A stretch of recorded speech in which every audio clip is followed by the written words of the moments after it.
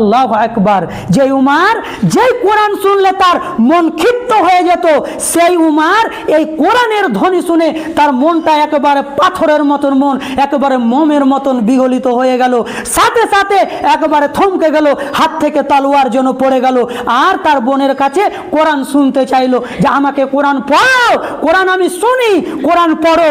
কোরআন পড়ছে, এক পর্যায়ে বললো দাও ওই কোরআন আমাকে দাও, আমি একটু বুকে লাগাই। তার বোন বললো না, তুমি এখন মুশরিক আছো, তুমি এখন অমুসলিম আছো, তুমি কোরআন তোমাকে দিব না। কোরআন নিতে গেলে তোমাকে কালেমায়ে শাহাদা পাঠ করতে হবে, তারপরে দিব। হযরতে ওমর একেবারে ছুটলো রাসূলুল্লাহ পড়ুন সাল্লাল্লাহু আলাইহি ওয়াসাল্লামের রাস্তাতে।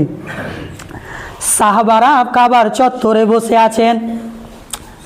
সাহাবারা বলছেন ইয়া রাসূলুল্লাহ, উমারের ভাবসাব দেখে মনে হয় ভালো হয় না, খুব মনে হয় রাগান্বিত হয়ে আছে।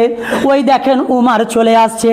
নবীজি বলছেন সাহাবা তোমার আমার উমারকে কিছু বলো না, উমারকে আগে আসতে দাও। যখনই উমার রাদিয়াল্লাহু তাআলা আনহু জনাবে মুহাম্মাদুর রাসূলুল্লাহ পড়ুন সাল্লাল্লাহু আলাইহি সাল্লামের সামনে এসে যখনই হাজির হলো, তখনই বললেন মা যায়া উমার, ও উমার কি উদ্দেশ্যতে এসেছো তুমি বলো, তোমার ঘটনা কি, কি কারণে তোমার আশা হলো?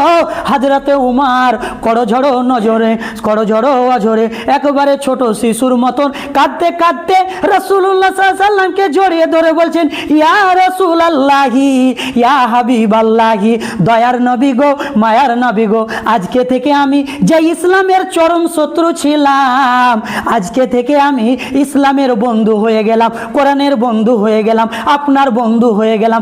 আপনার সাথে যাদের রিলেশন আছে তাদের আমি বন্ধু হয়ে গেলাম। আর আপনার বিপক্ষে যারা আজকে থেকে চলবে, আপনার বিপক্ষে যারা কথা বলবে, ইসলামের বিপক্ষে যারা কথা বলবে, কোরআনের ব্যাপারে যারা কটু মন্তব্য করবে, তাদের ব্যাপারে আমি হযরতে উমার কঠোর দুশমন হয়ে গেলাম। সুবহানাল্লাহি ওয়া বিহামদিহি।